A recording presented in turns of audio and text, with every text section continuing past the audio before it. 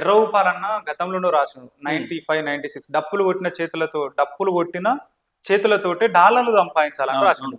కాబట్టి నువ్వు ఒక ఆర్ట్ ఫామ్ మీద ఇంట్రెస్ట్ గా పెడితే ఖచ్చితంగా డాలర్లు సంపాదించుకోవచ్చు అనేది నా ఉద్దేశం. అందుకోసమే వీటన్నిటికీ ఉదాహరణగా నేనున్నా. మన సమాజానికి చాలా అణచివేతలైనవి, ఇక చెప్పుకోలేము కొన్ని అవమానాలను, వాటన్నిటిని చెప్పుకున్నా గానీ ఒడవని దుఃఖం అది.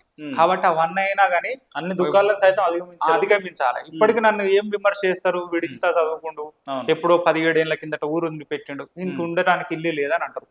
లేకపోవచ్చు. బరాక్ ఒబామా అన్నట్టయినా 2008 సంవత్సరం దాకా కూడా ఈ ప్రపంచానికి తెలియదు. ఆయన కూడా చిన్న పూరి గుడిసెల్లో ఉండు, కానీ ఒక్కసారి ఆయనకు అవకాశం వస్తే అమెరికాకు 2 సార్లు ప్రెసిడెంట్ అయ్యాడు. మరి అదెట్లా అనుకుంటాం? కాబట్టి అట్లాంటి గొప్ప వాళ్ళ చరిత్రను కూడా మనం పోల్చుకోవాలి, ఆదర్శంగా తీసుకోవాలి. మన జీవితానికి ఎన్ని కష్టాలు వచ్చినా నష్టాలు వచ్చినా, నాకు కూడా వస్తున్నాయి చాలా. ఇంటికాడ కుటుంబంతో కానీ, లేకపోతే మన ఊళ్ళే అరే వీడు బయట డప్పు కొట్టుకొని తిరుగుతుండు, వీనికి ఇల్లు లేదని ఇప్పటికి విమర్శ చేసే వాళ్ళు ఉన్నారు ఊర్లో. కానీ ఆయన ఈ చెవుని ఏమనిపిస్తుంది భాస్కర్ అన్న, ఏం పని పాట లేదా, ఇదేమో విన్యాసం రా బాబు, ఎందుకు ఈయన చేస్తున్నాడు, పని లెక్క చేస్తున్నాడు, ఏదో పని చేసుకోవచ్చు కదా అని అట్లా చెప్పేటప్పుడు ఏమనిపిస్తుంది? చెప్తే నేను చెప్తా, ఇది ఇప్పటికీ మనం చదువుతున్నాం అంటే ఊరు లోపల నమ్మడు తమ్ముడు. ఓకే, మనం చదువుతున్నాం అంటే ఎవ్వరు నమ్మరు. ఎందుకు అట్లా అంటున్నారు? ఎందుకంటున్నారు అంటే డప్పు కొడుతూ మనం దాని మీద డప్పు మీద అట్లా డప్పు కొడుతున్నా వీడు చదువుతాడు బాలన్న మీ ఊరిని మంచిగా ఏంది, అందరేమో మంచిగా చదువుకుంటా ఉంటే మీరు డప్పులు ప్రోగ్రాంలు అనుకుంటా తిరుగుతుండ్రు అని మా అయ్యను కూడా చాలా సార్లు విమర్శ చేస్తే మా అయ్య వాళ్ళకి మంచి సమాధానం చెప్పిండు. వానికి నచ్చిన వేళ పోతుండు, తప్పనైతే ఎత్తలేడు కదా. కాబట్టి వాని ఇష్టం, నేను వదిలేసిన వాడిని, నాకు వాడు మంచిగానే ఉంటాడు ఎందుకంటే నేను చూసిన వాడిని. కాబట్టి అని మా అయ్య, మా చిన్నాయన కూడా చనిపోయాడు, మా చిన్నాయన సత్తయ్య. నాకు నక్సలిజం భావజాలాలు ఉంటాయి. ఓకే, ఇప్పటికి కూడా ఆయన ప్రశ్నించే తత్వం, ఏదైనా ప్రశ్నించే తత్వం ఉంటది. కాబట్టి మా నాన్న మంచి ఆన్సర్స్ చెప్పిన సందర్భాలు ఉన్నాయి. మావతోటి కూడా అమ్మలక్కలు ఇట్లా అంటే వాళ్ళకు మా వాళ్ళు కూడా ఫ్యామిలీ పరంగా ఎంకరేజ్మెంట్ బాగానే ఉంది. మనము ఇబ్బందులు అయినా కానీ ఎదుర్కోని ఈ స్థాయిలో ఉన్నామంటే ఖచ్చితంగా మన అమ్మ నాన్న సపోర్టు, పెళ్ళైన తర్వాత మా భార్య సపోర్టు చాలా ఉంది దీని వెనకాల. అట్లా అన్న, అమ్మ నాన్న సపోర్టు బాగుందని అంటారు కదా, ఒక్క మాటల్లో అంటే ఎవరి తల్లిదండ్రులు వాళ్ళకి చాలా గొప్ప వాళ్ళు అట్లని కాదు, కానీ నాన్న అమ్మ గురించి ఒక మంచి వర్ణించాలి వాళ్ళ గురించి అంటే ఏం చెప్తారు మీ మాటల్లో? నా మాటల్లో ఏం చెప్తా అంటే, నేను ఒక చిన్న అంటే ఒకానొక సందర్భంలో పాలు దాగిన పల్లె నిడిసి నెత్తి మీద మూట నెత్తి బతుక బయలెల్లి పోతున్నాదో మా అవ్వ శాంతవ్వ, బతుక బయలెల్లిపోతున్నాడో మా అయ్య బాలయ్య. పల్లె బాటను వదిలేసి పట్నం బాట పట్టుకొని, ఆయుధాన్ని పట్టిన వాడు నేడు అమాయకుడై తిరుగుతున్నాడు. కొడుకునేమో పెద్ద చదువులు చదివిస్తానని శపథం ఏదో చేసిండు, కానీ ఏ శాపం నీకొచ్చిందో బాలన్న, ఇంత దీన స్థితిలో బతికే రోజులు వచ్చేనా శాంతమ్మ అనేది మా వాళ్ళ నేపథ్యాన్ని నేను రాసుకున్నాను.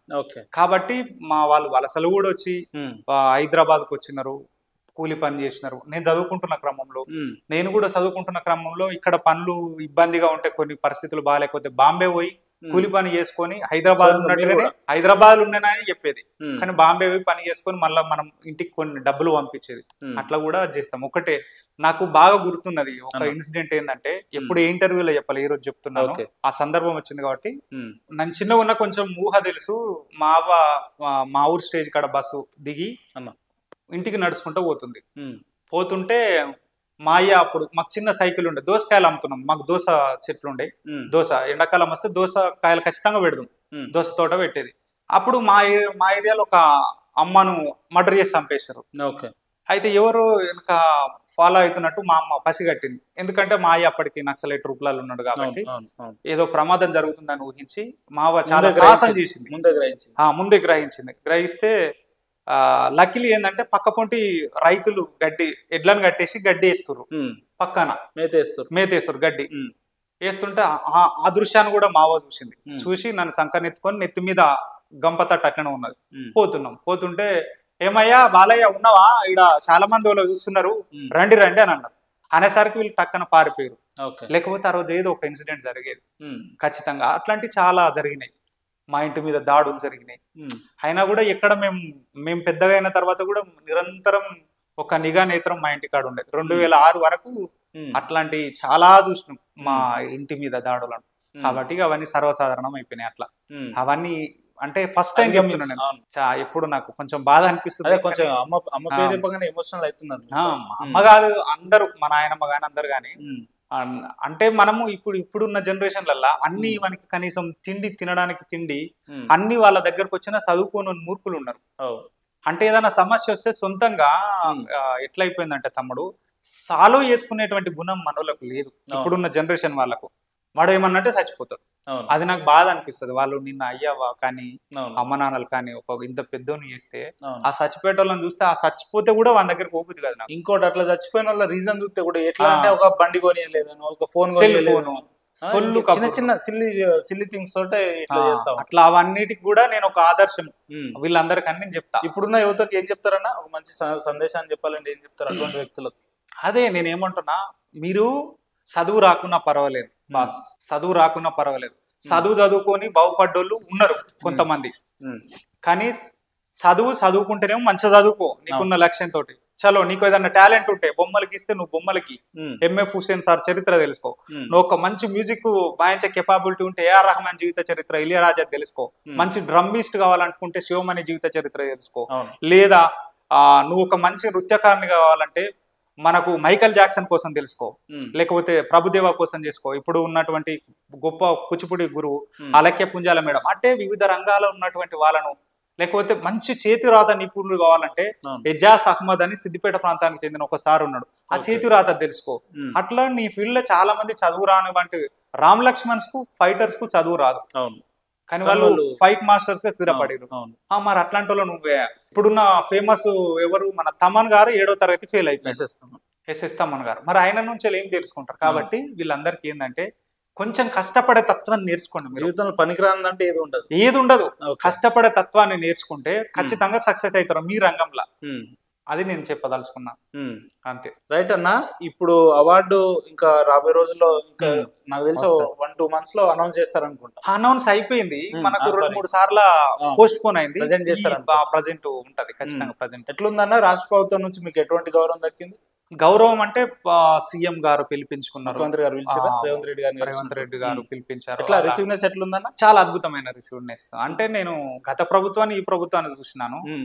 ఆర్టికల్ ఆంధ్రజ్యోతిలో దళిత డప్పుకు గౌరవం అని మన డాక్టర్ జిలకర శ్రీనివాస్ అన్న వీసీకే పార్టీ అధ్యక్షులు రాస్తే ఆ వ్యాసం చూసి ముఖ్యమంత్రి గారు పిలిపించుకున్నారు. నీకు ఒక్కరికి వచ్చింది అవార్డు, ఇంకోవరకు వచ్చిందని వాళ్ళ పిఆర్ఓ సీఎంఓ ఆఫీస్ నుంచి సీఎంఓ ఆఫీస్ నుండి ఫోన్ వచ్చింది. వాళ్ళ ఓఎస్డి గారు పిఆర్ఓ గారు చేసినారు ఫోన్ చేసి, మీకే వచ్చిందా ఇంతకుముందు ఎవరికన్నా వచ్చిందంటే ఇంతకుముందు నాకంటే 2 ఉన్నారు అని చెప్పిన. ఏం పేర్లు అంటే మొట్టమొదటి అవార్డు ఒగ్గు కళారూపానికి ఇట్లా డాక్టర్ ఉస్తాద్ ఒగ్గు రవణ సుక్క సత్య తాత గారి మనమడు.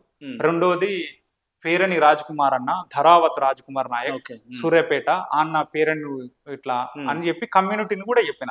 ఒక మన ఒగ్గురవన్న కుర్మ సామాజిక వర్గం. ఈ అన్ననేమో లంబడి తండాలో పుట్టి చాలా దేశ ఖండాలు దాటి పేరణ నృత్యాన్ని నేర్పించండు. మలేసియా, మారిషస్, ఇంగ్లాండ్, ఆస్ట్రేలియా చాలా దేశాలు తిరిగి నేర్పించండు. ఆ అన్నకు ఉస్తాదు 2వ ఉస్తాదు వచ్చింది, నేను 3వ ఉస్తాదు. ఇది మొట్టమొదటి డప్పు వాయిద్యానికి వచ్చిందని చెప్పిన. సరే మీరు ముగ్గురు అంటే రవణ ఆ రోజు అవైలబుల్ లేకుండే, మేము 2 పోయినాం. పోతే కూడా చాలా సింపుల్ గా రిసీవ్ చేసుకొని అక్కడ వాళ్ళ అధికారులకు అందరికి మా పేర్లని చెప్పాడు రేవంత్ రెడ్డి గారు. అది నాకు బాగా నచ్చింది.